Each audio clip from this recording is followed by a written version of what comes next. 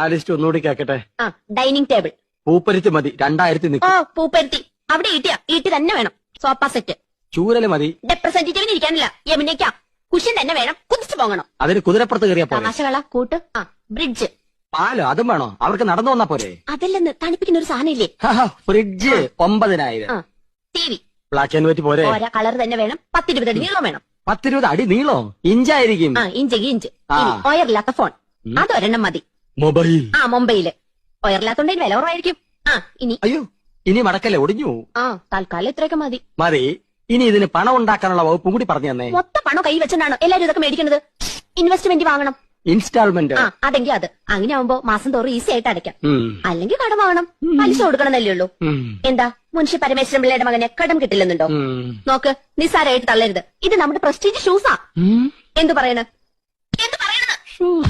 ആ ലിസ്റ്റ് ഒന്നുകൂടി